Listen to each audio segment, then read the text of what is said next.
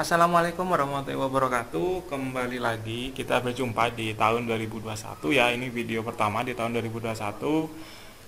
Kita kembali lagi bertemu di channel Perawat Online. Oke, teman-teman yang baru bergabung atau yang baru menemukan channel ini, jangan lupa subscribe channel kami Perawat Online dan juga bisa follow di Instagram di @saktia_institute. Nah, pada kesempatan kali ini kita masih membahas soal hukum ya. Kita lanjutkan terkait soal hukum yang berhubungan dengan keperawatan medikal bedah. Nah, juga saya ucapkan selamat datang yang baru bergabung di kelas Telegram ya, teman-teman di kelas Telegram. Juga bisa ajak teman-teman lainnya untuk bergabung di kelas Telegram ini.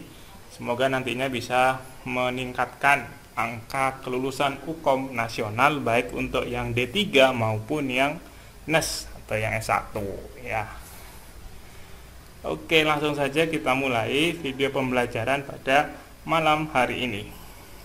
Oh iya, sebelum kita mulai, teman-teman silakan absen dulu, ketik di kolom komentar, di kolom live chatnya, nama dan asal instansinya atau asal kampusnya dari mana, supaya kita bisa saling mengenal dan saling mendoakan bersama. Semoga kita semua bisa kompeten pada hukum periode ini. Yuk, kira-kira dari mana saja malam ini yang sudah live di YouTube, yang sudah online, bisa sebutkan nama, kemudian asal kampusnya dari mana.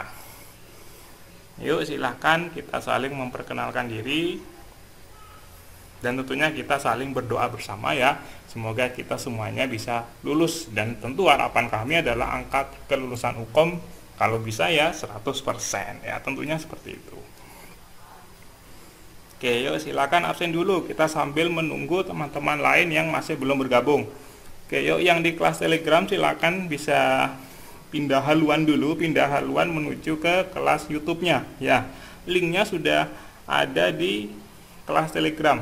Teman-teman tinggal klik saja untuk bergabung di kelas YouTube ini. Oke, sebelum kita mulai pembelajaran pada video kali ini, kita awali dulu dengan berdoa. Oke, silakan teman-teman bisa berdoa bersama. Semoga diberi kelancaran dan kemudahan pada pembelajaran kali ini ya. Bismillahirrahmanirrahim. Semoga nanti teman-teman bisa lulus dan kompeten di hukum periode ini.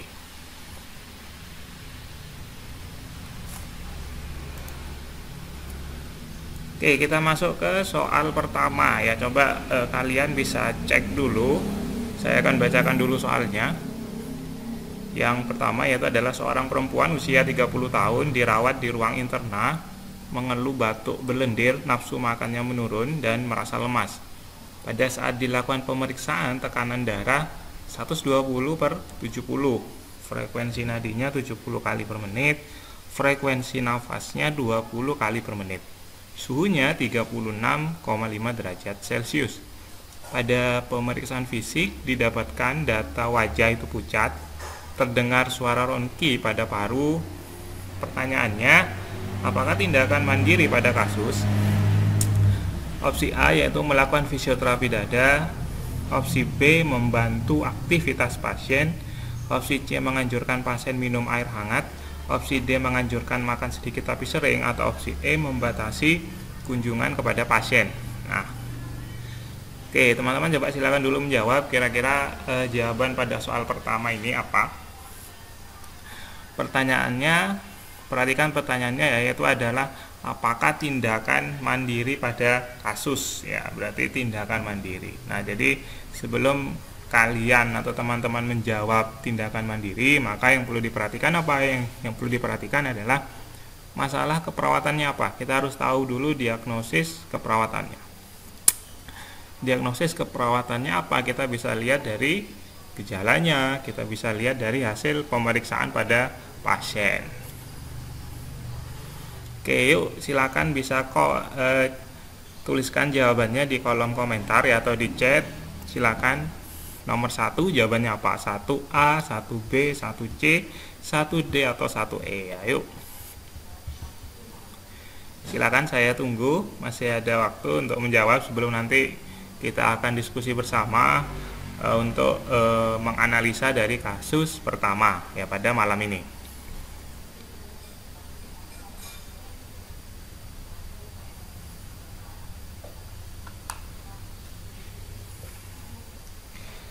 Oke, sambil saya tunggu. Oke, sudah banyak menjawab. Oke, langsung saja kita bahas ya. Tadi kan di sini perhatikan keluhannya ya. Ini kan sudah keluhannya adalah batuk berlendir, nafsu makan menurun, merasa lemas. Ya, di sini ada batuk berlendir, kemudian dilihat dari hasil pemeriksaannya apa? Hasil pemeriksaannya ada suara ronki pada paru ya. Suara ronki artinya apa? Adanya suara napas tambahan ya. Suara napas tambahan itu disebabkan karena adanya dahak, sputum atau lendir. Nah, perhatikan pembahasannya, kita menggunakan cara cepat. Triknya bagaimana? Kita lakukan dengan kata kunci. Kita harus paham kata kunci dari soal UKOM itu ya. Kalau kita sudah bisa tentukan kata kuncinya, maka nanti kita akan bisa menjawab dengan tepat pada soal uji kompetensi. Oke, pada soal nomor 1 ini pasiennya mengeluh batuk berlendir. Hasil pemeriksaannya terdengar suara ronki pada paru ya. Jadi pasien tersebut mengalami masalah keperawatan bersihan jalan napas tidak efektif. Tindakan yang dilakukan apa? Berarti tindakannya berhubungan dengan bersihan jalan nafas itu. Nah, jadi kira-kira dari opsi A, B, C, dan E yang berhubungan dengan bersihan jalan napas, pastinya adalah apa? Tindakan fisioterapi dada ya. Fisioterapi dada itu merupakan tindakan untuk mengeluarkan dahak ya, bisa dengan teknik clapping, vibrating, dan ada postural drainase nantinya. Oke, jadi jawaban yang tepat jelas ya opsi A pada soal pertama ini. Oke, banyak yang kompeten pada soal pertama ini. Oke, ada pertanyaan pada soal pertama ini. Kalau ada pertanyaan silakan tulis saja di kolom chat atau bisa via Telegram ya, via kelas Telegram. Teman-teman yang belum bergabung ke kelas Telegram nanti bisa langsung invite aja. Linknya nanti ada di deskripsi video ini. Ya, jadi nanti di kelas Telegram kita bisa belajar bersama-sama terkait tentang persiapan UKOM periode ini. Oke, kita lanjut ke soal berikutnya.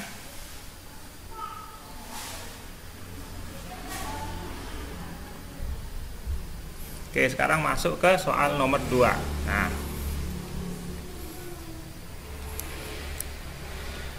oke, saya bacakan lagi soalnya. Seorang laki-laki usianya 44 tahun dirawat di ruang interna dengan diagnosis glomerulonefritis. Nah, mengeluh pusing dan merasa lemas. Pada saat dilakukan pemeriksaan, tekanan darahnya 160/100, frekuensi nadinya 98 kali per menit, frekuensi napasnya 20 kali per menit, suhunya 36,5. Pasien memiliki riwayat DM sejak 2 tahun yang lalu. Nah, pada pemeriksaan fisik didapatkan edem pada wajah dan seluruh tubuh. Pertanyaannya, apakah tindakan kolaborasi pada kasus? Oke, opsi A melakukan pemberian oksigenasi, opsi B mengajarkan teknik relaksasi, opsi C melakukan pemberian infus albumin, opsi D menganjurkan makan sedikit tapi sering, opsi E pemberian diuretik ya. Oke, yuk seperti soal nomor 1 tadi, silakan coba dulu menjawab kira-kira jawabannya apa pada soal nomor 2 ini. Pertanyaannya terkait tentang tindakan kolaborasi. Ya, ini yang perlu diperhatikan, tindakan kolaborasi. Bagaimana yang kita ketahui, tindakan keperawatan itu kan ada berbagai tipe ya, ada tindakan mandiri, ada tindakan kolaborasi, ada juga edukasi ya. Nah, pada soal nomor 2 ini pertanyaannya terkait tentang tindakan kolaborasi. Tindakan kolaborasi. Kira-kira apa jawabannya? Caranya sama, caranya kita harus bisa menentukan kata kuncinya ya, kata kuncinya pada soal nomor 2 ini. Oke, yuk silakan coba dulu menjawab, ketik di kolom komentar. Nomor 2 jawabannya A, B, C, D atau E. Oke, yuk, sudah mulai banyak yang bergabung. Oke, yang belum bergabung mungkin bisa aja yang lain ya untuk bergabung di kelas ini.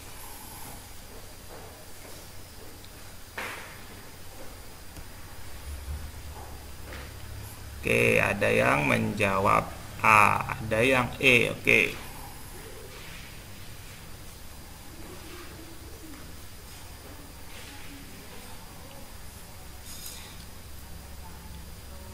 Oke, langsung aja kita bahas soal nomor 2. Nah, pasiennya mengalami diagnosis glomerulonefritis, ya, berarti penyakit yang berhubungan dengan sistem perkemihan, ya, bisa ginjal dan area glomerulusnya.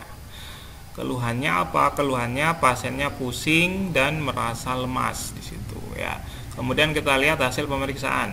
Nah, hasil pemeriksaan ini ya, terdapat edema pada wajah dan seluruh tubuh. Ya, pasien sistem perkemihan, adanya edema. TTV kita lihat masih dalam kondisi normal. Nadi 98, RR-nya 20, SU-nya 36,5.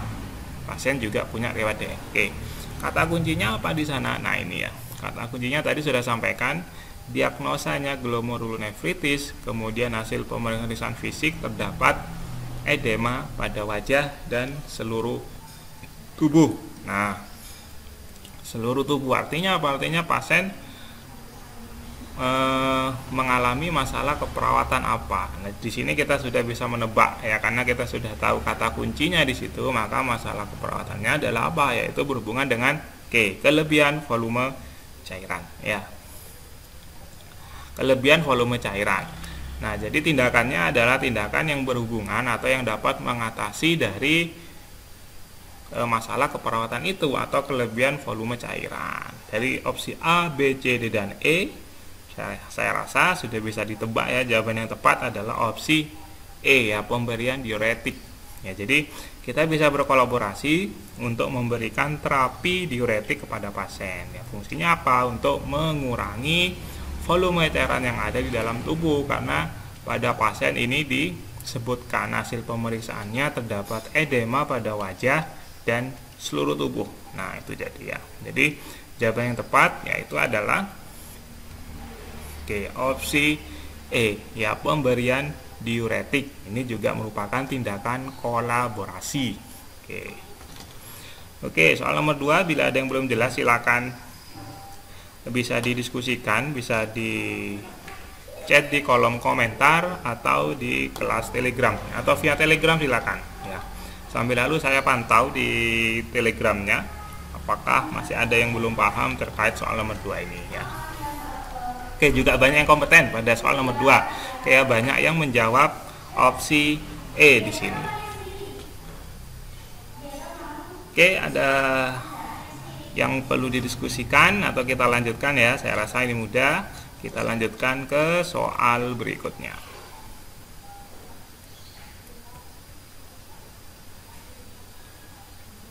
Oke, sekarang kita masuk ke soal nomor 3 ya. Semoga masih tetap semangat ya di kesempatan hari ini. Oke, saya bacakan soal nomor 3. Seorang perempuan usianya 35 tahun dibawa keluarga ke poliklinik dengan keluhan sakit kepala. Dari hasil pengkajian, perawat didapatkan tekanan darahnya 180/100. Pasien memiliki riwayat hipertensi, tegang pada tengkuk. Pasien mengatakan pusing, selalu memikirkan anaknya yang tidak mau kuliah. Riwayat berolahraga 2 kali sebulan dan sering mengkonsumsi daging. Apakah pendidikan kesehatan yang tepat diberikan pada kasus di atas? Opsi A, perbaiki pola hidup. Opsi B, perbanyak olahraga. Opsi C, hindari makanan berlemak. Opsi D-nya hindari faktor penyebab stres. Opsi E yaitu kontrol teratur ke pelayanan kesehatan. Nah, oke, kalau tadi tindakan mandiri, nomor 1, nomor 2 ada tindakan kolaborasi, nomor 3 ini adalah tindakan yang berhubungan dengan edukasi ya, atau penkes pendidikan kesehatan. Nah, oke, yuk coba silakan dijawab dulu jawaban dari soal nomor 3. Silakan ketik di kolom komentar nomor 3 dan jawabannya ya, 3A, 3B, 3C, 3D atau 3E ya. Silakan teman-teman coba menganalisa dulu sebelum nanti kita bahas bersama soal ini.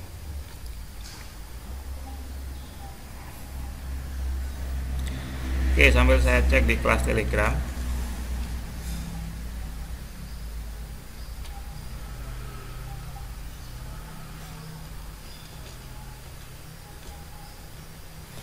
Oke teman-teman yang baru bergabung di channel Perawat Online, jangan lupa subscribe ya channel ini, karena akan ada banyak sekali video pembelajaran terkait tentang uji kompetensi keperawatan, baik yang D3 maupun yang untuk NAS ya. Jadi silakan subscribe semoga supaya selalu update video-video terbaru dari channel ini.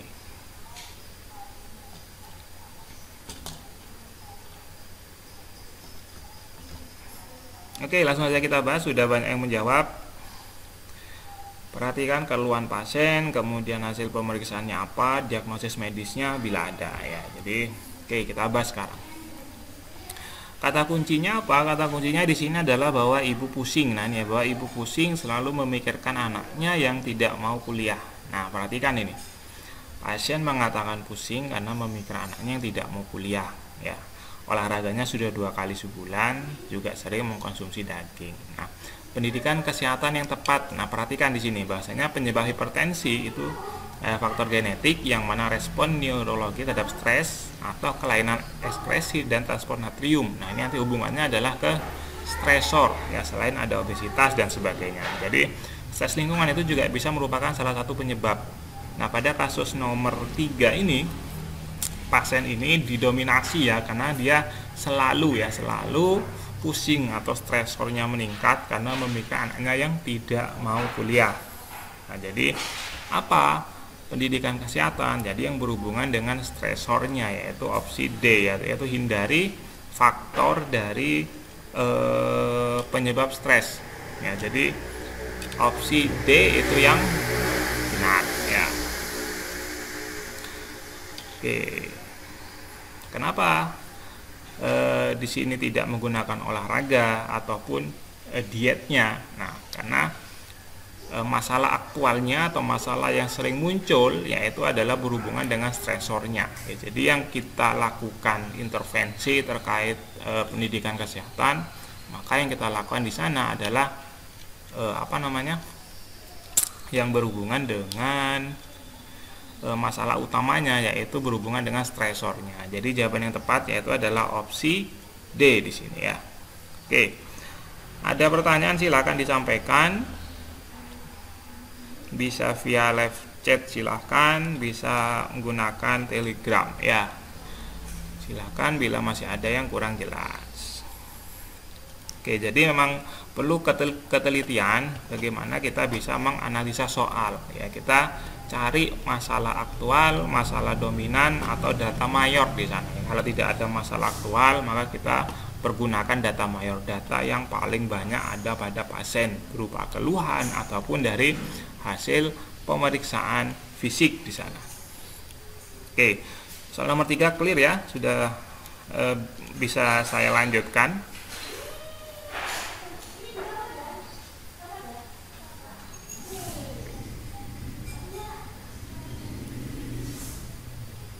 Oke, kita lanjut ke soal berikutnya.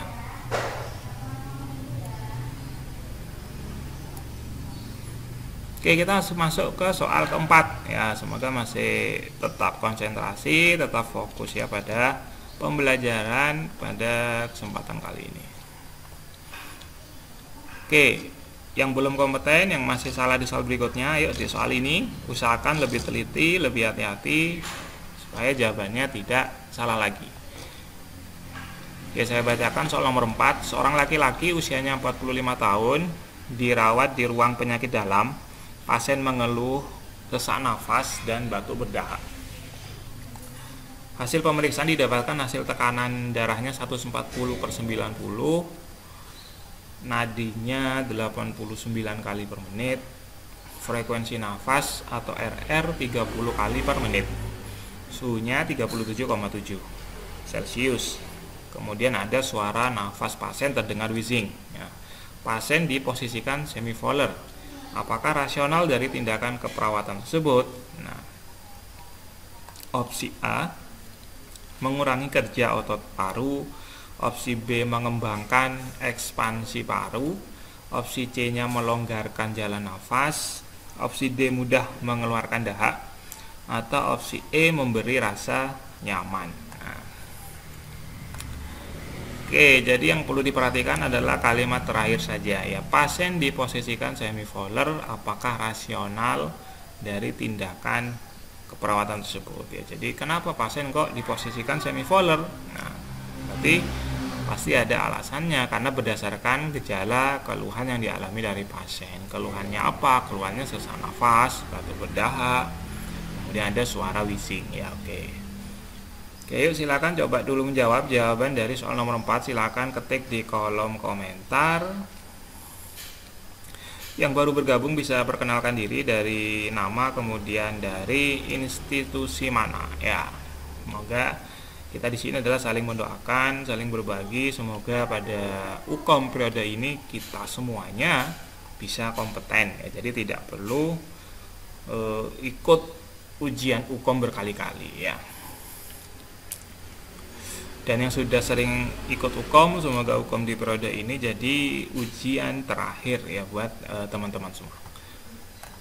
Yuk, kira-kira apa jawabannya pada soal nomor 4 ya. Kita masih di soal keempat pada video kali ini.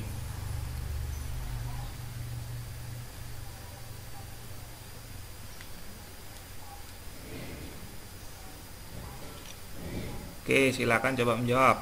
Oke. Yuk, yang lain bisa menjawab, silakan. Nomor 4, jangan lupa nomornya ya supaya tidak keliru. Nomor 4, kemudian jawaban 4A, 4B, 4C atau 4D.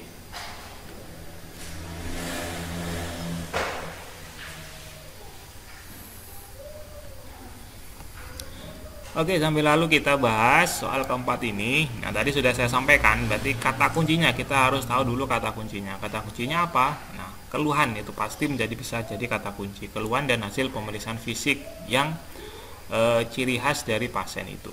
Keluhannya sesak nafas, batuk berdahak, kemudian ada suara wheezing di sana ya. Ada suara wheezing berarti ada suara napas tambahan ya. Berarti suara napasnya tidak normal. Suara napas normal apa? Masih ingat ya, yaitu vesikuler.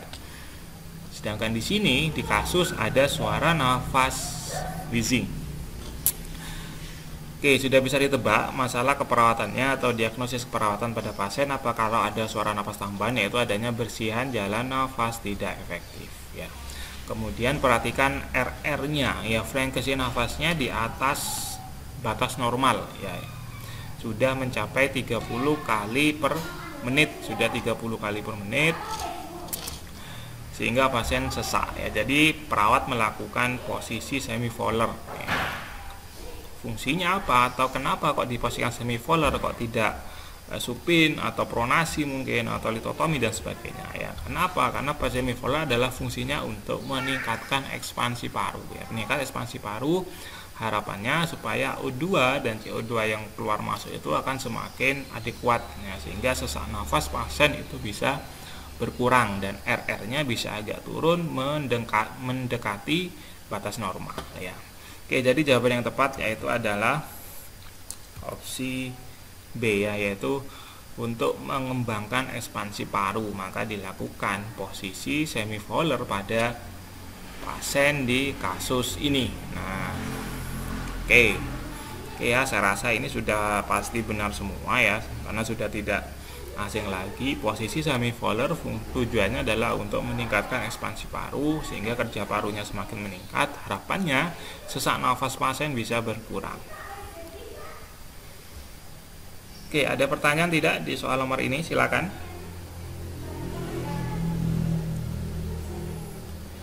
UKOM periode terdekat nanti sekitar bulan Maret ya. Untuk tanggal pastinya kita masih menunggu keputusan dari pusat. Kalau tidak ada rintangan, kalau seperti biasa kan UKOM itu dilakukan 1 tahun 3 kali, yaitu bulan Maret, Juli dan Oktober ya.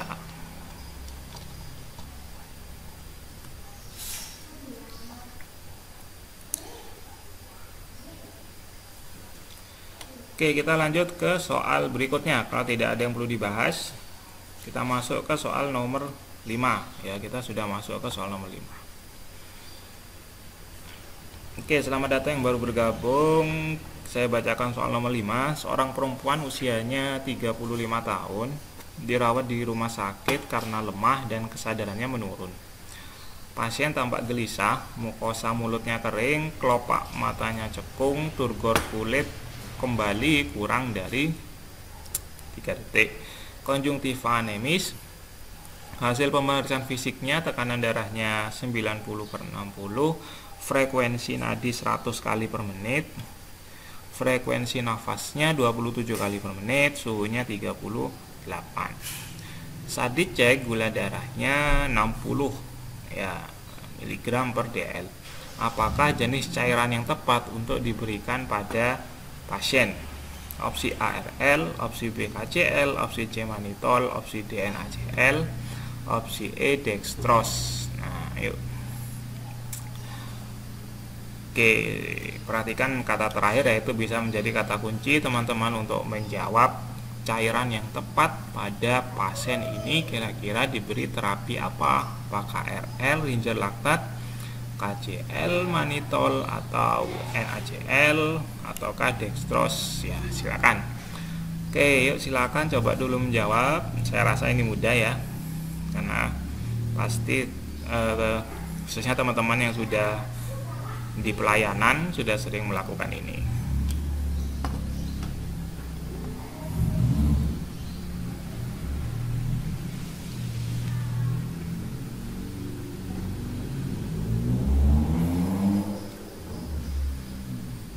Oke, yang belum menjawab silakan coba dulu menjawab. Pertanyaannya berhubungan dengan jenis cairan yang tepat diberikan kepada pasien. Nah, kira-kira cairan apa itu? Perhatikan keluhan, kemudian dari hasil pemeriksaan fisiknya ya. Hasil pemeriksaan baik bisa fisik, bisa hasil pemeriksaan lab juga di sana. Silahkan dijawab. Oke ya. Oke, saya rasa benar semua ya. Oke, langsung aja kita bahas soal pada nomor 5 ini. Oke, kata kuncinya perhatikan keluhan ya. Pasien tampak gelisah, mukosa mulutnya kering, kelopak matanya cekung, CRT-nya masih normal ya, kurang dari 3 detik. Konjungtivanya tapi sudah anemis. Nah, perhatikan, dicek gula darahnya 60 berarti pasien mengalami hipoglikemi ya, hipoglikemi sehingga merasa lemah, kesadarannya juga menurun. Nah, pasien itu mengalami masalah apa? Ketidakstabilan kadar glukosa darah.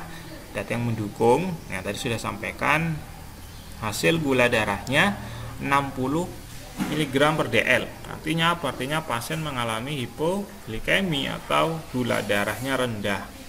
Nah, jadi yang berhubung cairan yang tepat yang diberikan pada pasien dengan kondisi hipoglikemi, oke ya, jelas ya. Jadi jawaban yang tepat pada soal ini adalah opsi E, dextrose 5%. Nah, yang berhubungan dengan kadar gula. Nah, maka perlu ditingkatkan kadar gulanya melalui terapi dextrose 5% ya. Harapannya nanti kadar gulanya sudah meningkat, kesadarannya juga akan semakin membaik ya. Oke, jelas ya pada soal ini.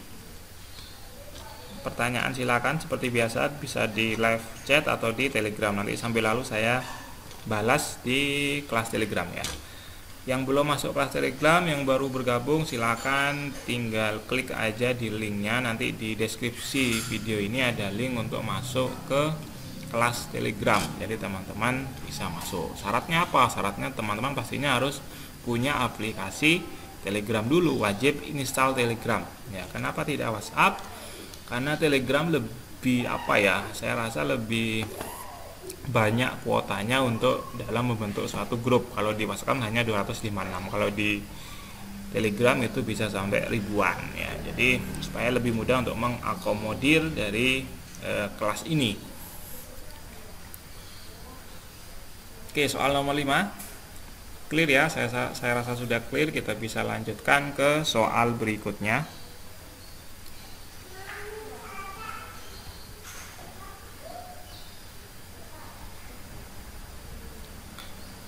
Oke, soal ke-6. Seorang laki-laki usianya 56 tahun diprogramkan untuk menjalani operasi katarak di rumah sakit mata. Nah, klien mengeluh pandangannya kabur dan sulit melihat benda dari jarak jauh. Hasil pemeriksaan fisik didapatkan lensa mata klien tampak keruh, tekanan darahnya 130/80, frekuensi nadinya 78 kali per menit, dan frekuensi nafas 19 kali per menit. Klien takut jatuh. Diagnosis perawatan. Pertanyaannya adalah apakah diagnosis keperawatan yang tepat pada kasus? Opsi A ada gangguan persepsi sensori, opsi B gangguan perfusi jaringan, opsi C ada gangguan rasa nyaman, opsi D cemas atau ansietas, opsi E yaitu kurang pengetahuan. Nah, kira-kira apa jawabannya ya? Diagnosis perawatan ini pertanyaan atau soal yang berhubungan dengan diagnosis perawatan. Kalau tadi yang sebelum-sebelumnya berhubungan dengan tindakan, yang ini adalah yang berhubungan dengan diagnosis atau masalah keperawatan. Oke, kita harus cari dulu kata kuncinya, perhatikan keluhan, hasil pemeriksaan fisik maupun hasil pemeriksaan lab jika ada. Oke, silakan saya kasih kesempatan untuk menjawab dulu soal nomor 6. Yuk, silakan ketik di kolom komentar live chatnya, silakan soal nomor 6, kemudian jawabannya apa? 6A, 6B, 6C, 6D atau 6E.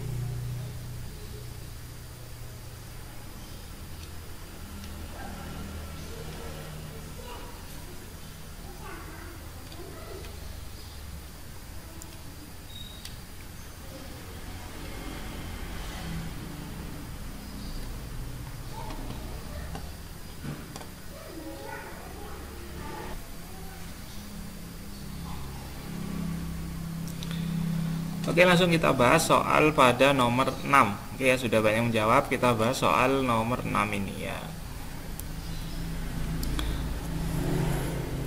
Oke, perhatikan kata kuncinya. Nah, pastikan keluhannya pasien apa? Keluhannya pasien yaitu mengeluh pandangannya kabur dan sulit melihat benda dari jarak jauh.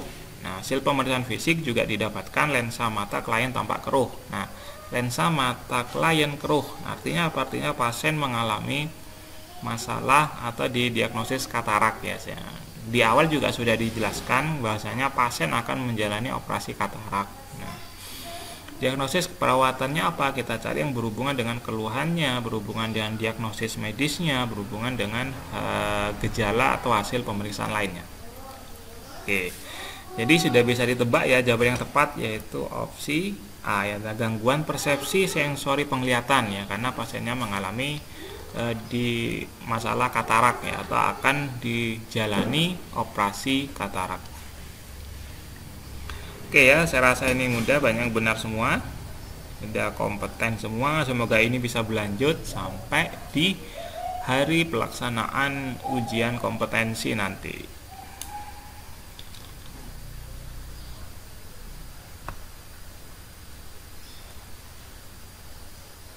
Oke, ada pertanyaan atau tidak di soal nomor 6 ini?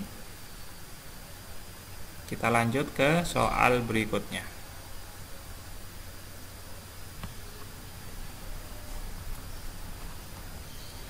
Oke, masuk soal nomor 7.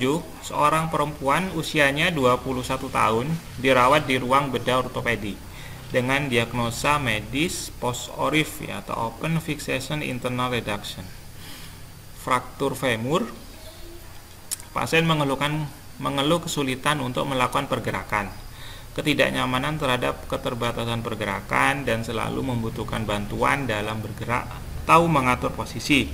Apakah masalah keperawatan yang tepat? Ya, opsi A intoleransi aktivitas, B hambatan mobilitas fisik, C kerusakan integritas kulit, atau D defisit perawatan diri, opsi E kelemahan ya. Sama seperti soal sebelumnya, soal ini berhubungan dengan diagnosis keperawatannya atau masalah keperawatan pada pasien. Caranya kita tentukan kata kunci berdasarkan keluhan, berdasarkan hasil pemeriksaan fisik ataupun pemeriksaan lab, itu jika ada. Oke, yuk silakan coba dulu menjawab soal nomor 7. Kira-kira apa jawabannya? Oke. Oke, B. Ya, banyak menjawab opsi B, soal nomor 7 ini.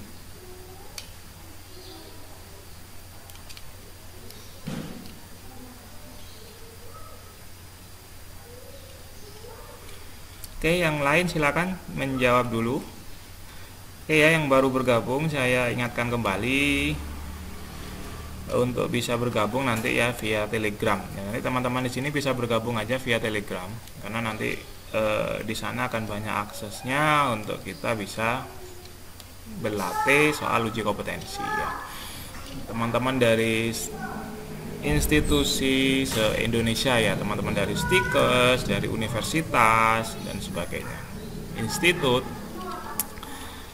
Oke, yang baru bergabung jangan lupa untuk subscribe channel di sini di Perawat Online supaya teman-teman bisa selalu update video terbaru terkait pembelajaran mengenai uji kompetensi. Harapannya apa? Harapannya supaya teman-teman bisa lulus semua, lulus UKOM di periode ini ya. Dan semoga UKOM ini menjadi UKOM di periode ini menjadi UKOM terakhir bagi teman-teman. Artinya apa? Artinya teman-teman mendapatkan status atau predikat kompeten. Oke, kita bahas soal nomor 7. Kata kuncinya apa di soal nomor 7? Perhatikan keluhannya. Keluhan pasien di sana apa? Keluhannya adalah yaitu mengalami kesulitan untuk melakukan pergerakan, ketidaknyamanan terhadap keterbatasan, selalu membutuhkan bantuan ya. Berarti di sini kan sudah jelas pasien data mayor ya. Kita istilahnya data mayor. Data mayor itu apa? Data yang paling banyak atau data yang sebagian besar yang muncul pada pasien. Datanya berhubungan dengan apa? Sebagian besar kan di sini berhubungan dengan mobilisasi atau berhubungan dengan pergerakan. Pergerakan berarti berdasarkan data itu bisa kita simpulkan diagnosis atau masalah perawatannya yaitu jelas ya, yaitu opsi B, yaitu hambatan mobilitas fisik ya. Oke, excellent. Oke ya, mayoritas kompeten semua untuk menjawab soal nomor 7 ya. Semoga ini bisa terus berlanjut sampai di hari pelaksanaan uji kompetensi. Ada yang belum jelas silakan bisa komen aja atau bisa langsung ke via Telegram. Ada pertanyaan tidak nomor 7 tadi? Sebelum kita lanjut ke soal nomor 8 ini.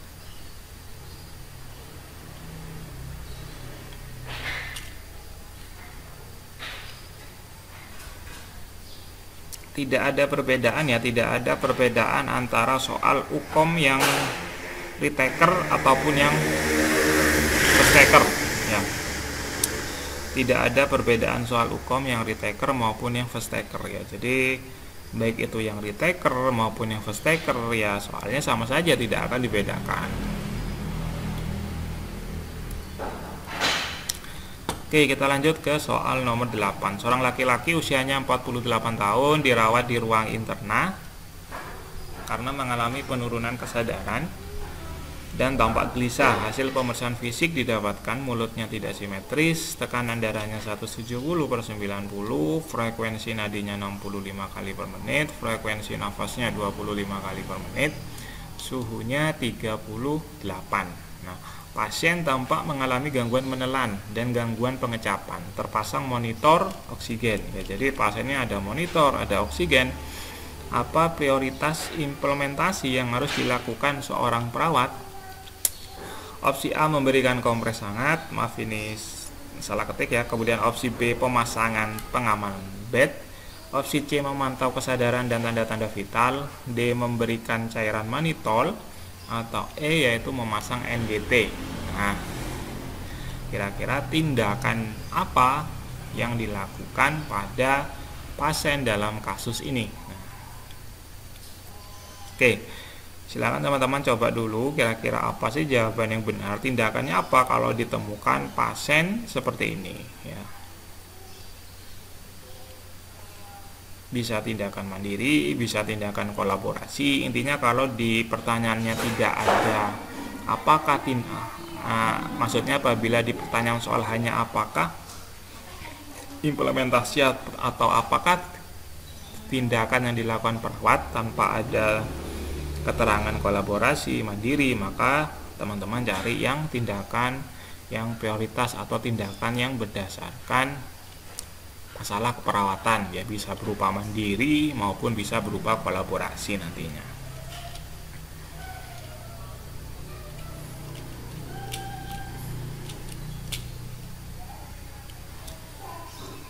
Oke, silakan dijawab soal nomor 8. Yuk yang baru bergabung. Oke, silakan nanti bisa dilihat kembali ya siaran ulang dari video pembelajaran ini.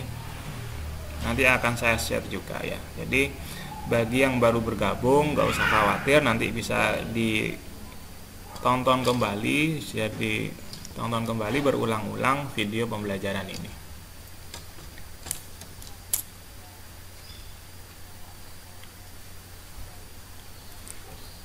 Oke, langsung kita bahas kata kunci. Oke ya, kata kuncinya yaitu berhubungan dengan pasien tampak mengalami gangguan menelan.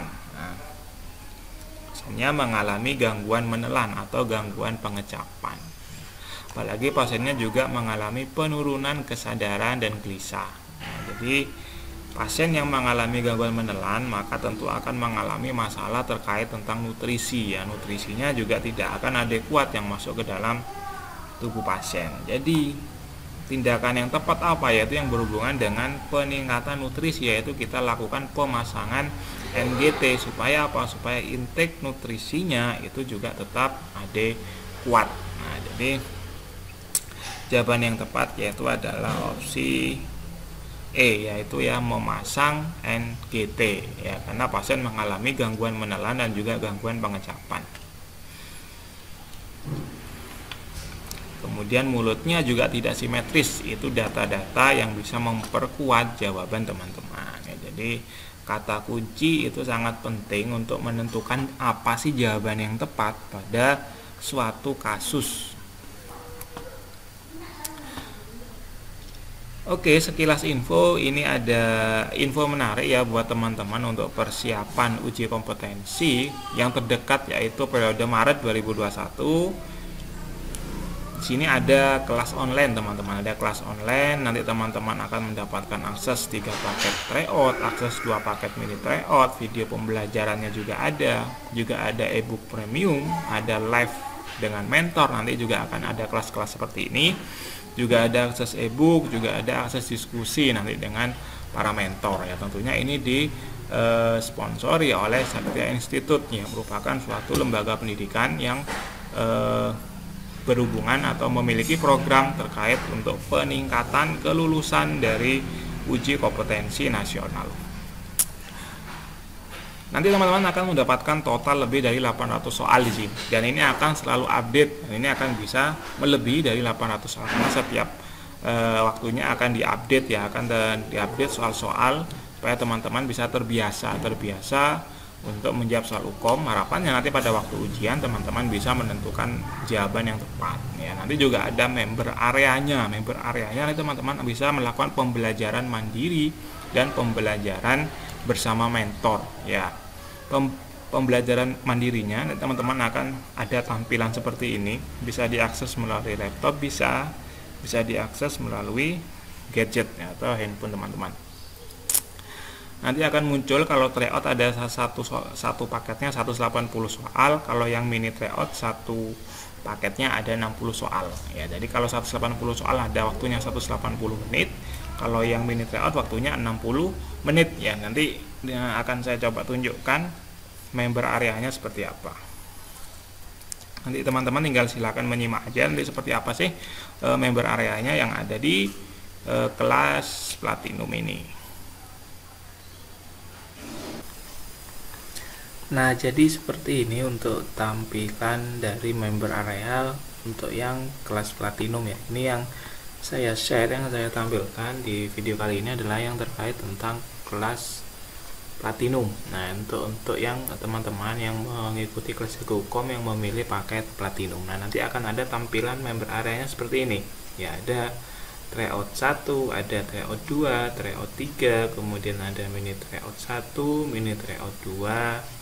Kemudian juga ada beberapa modul materi ya. Nanti di sini ada e-book Jurus Ampuh Menaklukkan UKOM, e-book Saku UKOM, e-book Latihan Soal UKOM, dan diskusi online. Nah, nanti untuk diskusi online jadwalnya sudah sesuai yang ada di websitenya. Nanti teman-teman yang sudah registrasi di kelas Platinum akan di-invite untuk masuk ke kelas WhatsApp ya. Nanti kemudian selanjutnya ada fitur video. Nah, nanti ada beberapa video ini nanti akan selalu update ya. Jadi akan ada banyak sekali pembelajaran yang bisa teman-teman lakukan baik secara mandiri maupun nanti bisa dengan diskusi bersama mentor ya. Jadi harapannya dengan adanya pembelajaran mandiri dan diskusi dengan mentor ini, teman-teman bisa optimal dalam mencapai kompeten pada UKOM periode ini ya.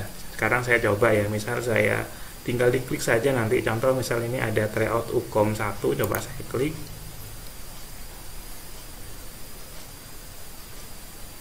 Nah, nanti akan otomatis muncul, teman-teman langsung siap untuk mengerjakannya. Ini bisa diakses kapan saja ya, bisa diakses kapan saja dan bisa berulang-ulang ya teman-teman. Jadi bisa tidak perlu khawatir apakah hanya bisa diakses satu kali, tidak, ini bisa diakses berulang-ulang ya. Ini untuk paket Platinum itu bisa diakses selama 1 tahun. Untuk tryoutnya sendiri itu juga bisa diakses berkali-kali. Misal teman-teman di tryout UKOM paket 1 hanya sampai mengerjakan soal 50, kemudian ada kegiatan itu bisa di cancel, kemudian nanti bisa coba untuk memulai lagi paket 1 ya. Nanti tinggal klik saja mulai seperti ini, teman-teman isi nama, contoh misalnya saya isi namanya adalah nomor WA, silakan diisi.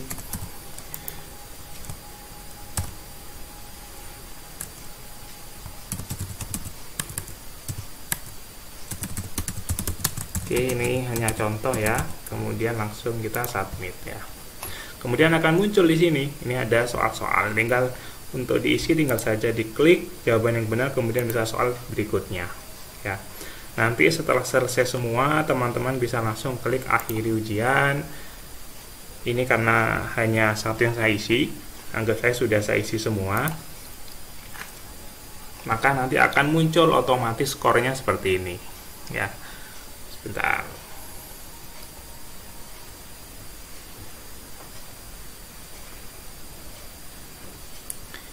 Kemudian akan otomatis muncul skornya seperti ini ya. Nanti skornya juga per stase, jadi teman-teman sudah bisa menentukan, oh ternyata saya masih lemah di stase apa ya. Itu sudah akan muncul skor dari masing-masing stase ya. Yang angka belakang ini adalah total soalnya. Jadi teman-teman kalau menjawab benarnya, kalau depan ini misalnya 3 of 20, artinya adalah teman-teman benar 3 soal dari 20 soal untuk keperawatan jiwa. Nah, kemudian juga kita bisa belajar ya. Belajar artinya apa? Kita bisa melihat, oh ternyata jawaban saya salah, kemudian juga dilengkapi dengan pembahasannya. Di sini lengkap ya, ada pembahasannya. Nanti otomatis akan muncul mana jawaban yang salah, mana jawaban yang benar ya. Oh, ini teman-teman ternyata nomor 1 jawaban saya ini kan salah ya, ternyata yang benar adalah yang opsi yang E, yang paling bawah ini. Jadi seperti itu.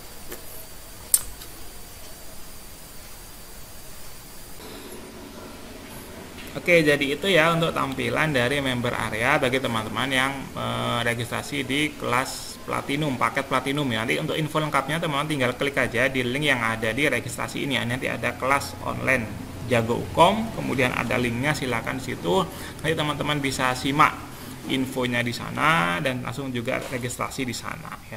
Terima kasih untuk kesempatan pada malam hari ini. Saya akhiri untuk pembelajaran kali ini. Terima kasih, semoga bermanfaat video kali ini. Terima kasih. Wassalamualaikum warahmatullahi wabarakatuh.